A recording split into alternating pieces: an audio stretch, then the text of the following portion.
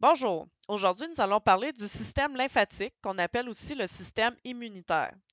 C'est le système qui nous protège contre les infections qui peuvent nous attaquer. Le principal constituant du système lymphatique est la lymphe. C'est un tissu conjonctif liquide dans lequel baignent toutes les cellules de l'organisme. Ce liquide-là provient des vaisseaux sanguins. Les vaisseaux sanguins contiennent le sang formé de globules rouges, de globules blancs, de plaquettes et de plasma, la partie liquide du sang.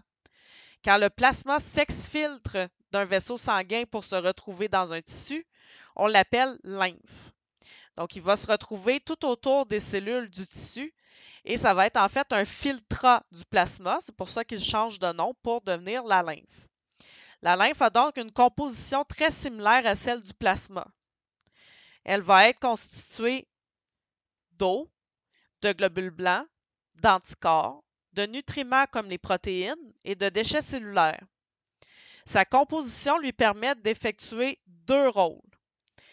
Le premier rôle, c'est un rôle essentiel dans le système immunitaire parce que la plus grande concentration de lymphocytes dans notre corps se retrouve dans la lymphe.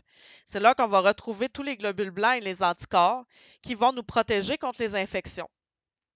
Le deuxième rôle de la lymphe est de servir de milieu de transfert pour les substances qui passent du sang au tissu. Donc, on sait que quand on mange, on réussit à absorber les nutriments et à les envoyer dans notre sang. Mais pour que les nutriments passent du sang aux cellules, ils ont besoin d'un milieu aqueux. Ce milieu aqueux-là, c'est la lymphe. Mais à ce moment-là, on l'appelle liquide interstitiel. Donc, le liquide interstitiel, il est présent tout autour des cellules et ça permet, par exemple, au glucose de sortir du sang, se rendre dans le liquide interstitiel ou lymphe et ensuite de traverser la membrane cellulaire pour aller effectuer sa fonction, soit la respiration cellulaire. Puis ensuite, les déchets qui vont être produits par la respiration cellulaire vont faire le chemin inverse.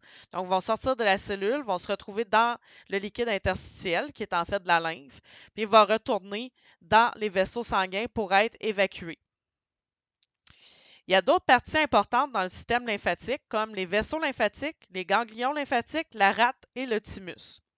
Donc, on va voir les fonctions de chacun. Les vaisseaux lymphatiques, c'est ce que vous avez en vert ici sur le schéma. Donc, ce sont des canalisations qui permettent la circulation de la lymphe dans tout notre corps. Et ça permet aussi le retour de la lymphe dans la circulation sanguine. Et ça se fait au niveau de la veine sous-clavière, comme on va le voir tout de suite après. Les ganglions lymphatiques, ce sont les parties en jaune que vous voyez sur le schéma. Donc, on a des ganglions lymphatiques cervicaux, axillaires et d'autres ganglions lymphatiques qu'on retrouve un peu partout dans notre corps. Ce sont des petits renflements qui sont spécialisés dans la filtration de la lymphe. Ça permet aux globules blancs de rencontrer les agents infectieux et de déclencher la réaction immunitaire. La rate, c'est ici un ganglion géant qui va être impliqué dans l'immunité, mais qui va servir aussi à la destruction des globules rouges qui sont abîmés ou qui sont trop vieux. Enfin, le thymus, c'est une glande qui est impliquée dans la maturation des lymphocytes T. Les lymphocytes T, c'est une sorte de globule blanc qui est important dans notre immunité. On en produit beaucoup chaque jour, mais on va en produire des fois qui sont dirigés contre notre propre corps. Donc, on ne veut pas que ces globules blancs-là se retrouvent en circulation dans notre système et causent des maladies auto-immunes. Donc, le thymus va les sélectionner et va les détruire pour les empêcher de déclencher une maladie dont on ne veut pas. Donc, tout le système immunitaire repose sur l'action de la lymphe. Donc, les vaisseaux lymphatiques vont permettre la circulation de la lymphe dans notre corps pour rencontrer les agents infectieux et fabriquer des anticorps. Donc, on va voir maintenant comment se passe la circulation lymphatique. Donc, une partie du plasma sort des vaisseaux sanguins pour former la lymphe. Donc, ça se passe au niveau des capillaires sanguins ici. Donc, la lymphe sort des capillaires sanguins. Il y en a une partie qui va s'en aller dans les tissus pour former le liquide interstitiel. Puis l'autre partie va entrer dans les capillaires lymphatiques qu'on a ici. Ensuite, la lymphe va cheminer dans les vaisseaux lymphatiques grâce au mouvement musculaire. Donc, chaque fois qu'on bouge, chaque fois que nos muscles sont en action, ça va permettre de comprimer les vaisseaux lymphatiques et de faire circuler la lymphe. Un peu comme quand on fait circuler le sang dans nos veines. La lymphe va se retrouver dans les ganglions lymphatiques où elle va être filtrée et où elle risque de rencontrer des agents infectieux. Si elle rencontre des agents infectieux, on veut pouvoir distribuer les anticorps dans tout le corps ou au site d'infection. Donc, pour ça, la lymphe va continuer de cheminer dans les vaisseaux lymphatiques jusqu'à la veine sous-clavière où elle va retourner dans la circulation sanguine et où on va pouvoir distribuer les anticorps partout dans le corps ou à un site d'infection particulier. Donc, cette circulation de la lymphe-là qui permet la rencontre avec les antigènes, donc les agents envahissants ou les agents infectieux, nous permet de déclencher une immunité. L'immunité, c'est la capacité de notre organisme à se protéger contre des infections. Et ça dépend beaucoup de l'action des anticorps. Les anticorps, c'est ce qu'on a ici, c'est une forme en Y. C'est une molécule spécialisée qui est produite par les plasmocytes, une sorte de lymphocyte B, qui sont capables de reconnaître et de neutraliser des antigènes. Donc ici, on a un antigène qui pourrait être une bactérie ou un virus. Les antigènes vont présenter des épitopes à leur surface. Les épitopes, c'est des motifs particuliers qu'on ne retrouve pas dans notre corps. Les anticorps, les têtes des anticorps, donc la tête ou du Y, va reconnaître ces épitopes-là et va se lier dessus. Quand c'est lié dessus, ça va permettre d'être mieux reconnu par les globules blancs. Ça va permettre de se débarrasser éventuellement de l'antigène. Donc, voici comment ça fonctionne un anticorps. Donc, un agent infectieux pénètre dans l'organisme. Ici, on a un antigène qui est en fait une bactérie. Les anticorps adaptés à cet agent s'y accrochent et la neutralisent. Donc, ils vont s'accrocher partout grâce aux épitopes. Ce processus-là, ça s'appelle l'opsonisation. Ça veut dire rendre appétissant un antigène pour les globules blancs. Donc, quand un globule blanc rencontre un antigène qui est plein d'anticorps, il le trouve beaucoup plus intéressant qu'un antigène qui n'a pas d'anticorps. Donc, l'anticorps va favoriser la détection des antigènes par les globules blancs. Donc, l'agent infectieux qui est devenu appétissant pour les agents phagocytaires, comme les macrophages, va être mangé. Donc, les macrophages, ce sont une sorte de globules blancs qui rencontrent les antigènes en première ligne de défense. Quand il les rencontre, il va les manger. C'est le processus qu'on appelle la phagocytose. Donc, il va envelopper l'agent infectieux, il va l'invaginer, donc le faire entrer en lui, et il va le détruire dans une vésicule et le digérer. Il y a deux types d'immunité. Il y a l'immunité innée et l'immunité acquise.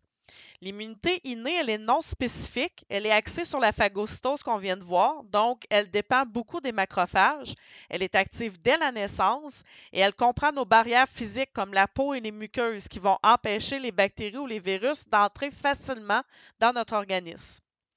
C'est une immunité qui est moins efficace que l'immunité active, mais c'est celle qui va commencer à traiter l'infection quand on est malade. L'immunité acquise ou active est une immunité spécifique. Elle est plus efficace que l'immunité innée parce qu'elle reconnaît spécifiquement l'antigène. Donc, elle va permettre d'attaquer les antigènes avec des anticorps adaptés, des anticorps spécifiques à l'antigène qui nous attaque. Et elle va se développer au contact d'un agent infectieux. Donc, chaque fois qu'on est malade, qu'on combat un antigène, on va former des anticorps à partir des plasmocytes, donc des cellules B spécialisées. Et ces cellules B-là vont rester en mémoire dans notre organisme et vont être capables de produire des anticorps rapidement si l'antigène revient. Donc, comment ça fonctionne de façon plus claire? On a ici un schéma qui nous montre vraiment comment se passe une réaction inflammatoire, une réaction immunitaire. Donc, on a un antigène ici qui est rentré, on va dire que c'est un virus. Donc, le virus est entré dans l'organisme. Ce virus-là est reconnu par un macrophage ou une cellule qui est phagocytaire, donc autre que les macrophages, comme des cellules dendritiques, par exemple. Mais nous, cette année, on va considérer que les antigènes sont toujours reconnus par les macrophages. Donc, les macrophages vont manger l'antigène, ils vont le digérer et ils vont présenter l'antigène à leur surface. Donc, un coup qu'ils ont mangé l'antigène, ils sont comme fiers d'avoir fait ce travail-là, puis ils vont le montrer à tout le monde. Donc, ils vont afficher des parcelles de l'antigène, des parcelles du virus qu'ils viennent de manger à leur surface pour montrer aux autres globules blancs que cet antigène-là était présent puis qu'ils l'ont mangé. Donc, un lymphocyte T qui passe par là va voir l'antigène qui est affiché à la surface du macrophage et ça va l'activer. Donc, un coup que le lymphocyte T est activé, il va aller avertir les cellules B, les lymphocytes B, qui sont dans les ganglions, pour qu'ils se transforment en plasmocytes et qu'ils produisent des anticorps spécifiques contre le virus qu'on est en train d'attaquer. Donc, ça nous fait une deuxième ligne de défense. En plus d'avoir les macrophages qui mangent les virus qu'ils rencontrent, bien là, on a des anticorps qui sont capables de se lier sur ce virus-là pour le rendre encore plus appétissant, pour que les macrophages les mangent encore plus rapidement. Les lymphocytes T vont aussi appeler d'autres macrophages pour être plus efficaces dans la phagocytose, donc pour avoir plus de phagocytose. Et ils vont appeler des lymphocytes T tueurs. C'est des lymphocytes T particuliers qui reconnaissent les cellules infectées, donc les cellules qui ont déjà reçu le virus à l'intérieur d'elles. Et ces lymphocytes T tueurs-là sont capables de tuer les cellules infectées pour empêcher que le virus réussisse à se propager grâce à cette cellule-là. Donc, si on reprend tout ça, un agent infectieux pénètre dans l'organisme. L'agent infectieux n'est pas reconnu par l'organisme, qui ne possède pas d'anticorps contre cet agent. Donc, on est dans une immunité innée. La maladie se développe.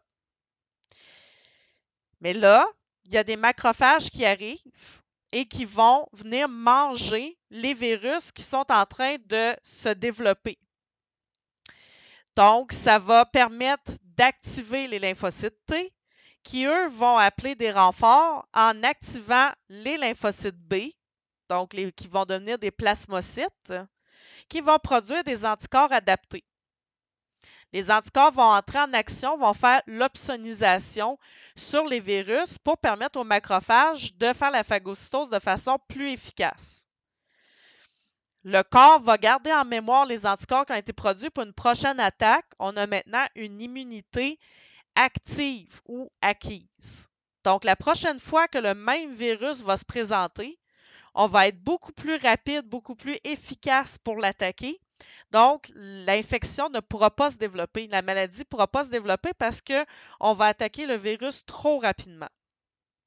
Je reprends une dernière fois. Donc, on a un antigène, ici un virus qui entre dans notre organisme. Il n'est pas reconnu par notre organisme parce qu'on n'a jamais vu cet antigène-là avant. La maladie se développe parce que l'antigène prolifère.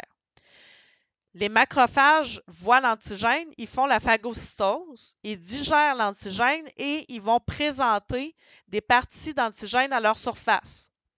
Ça va permettre d'activer les lymphocytes T qui vont appeler les lymphocytes B qui vont se transformer en plasmocytes qui vont produire des anticorps. Les anticorps vont faire l'opsonisation en venant se coller sur le virus pour le rendre plus appétissant. Les lymphocytes T appellent plus de macrophages qui vont faire la phagocytose sur les virus opsonisés. Et en même temps, les lymphocytes T appellent des lymphocytes T tueurs qui vont tuer les cellules infectées pour empêcher que les virus se propagent par ces cellules-là. Ici, vous avez un schéma qui représente la réaction immunitaire d'une autre façon, mais c'est encore la même chose.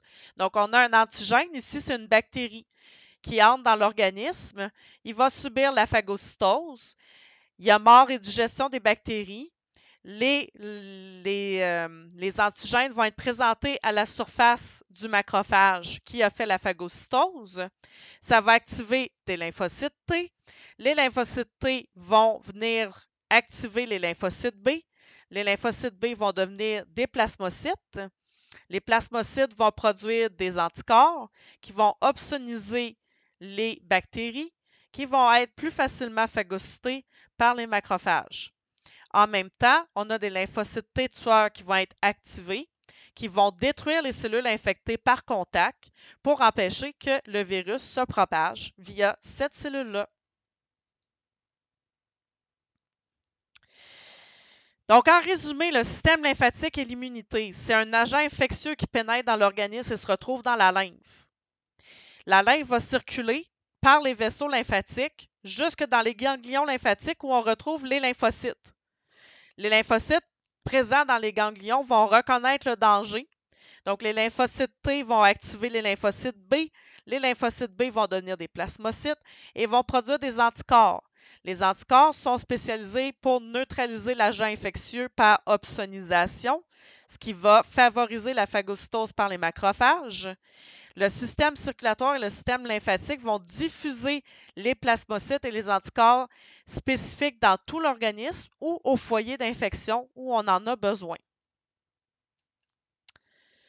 Donc, au prochain cours, on va parler de la vaccination et de certaines infections du système immunitaire, mais pour l'instant, vous avez déjà une bonne base sur le système lymphatique.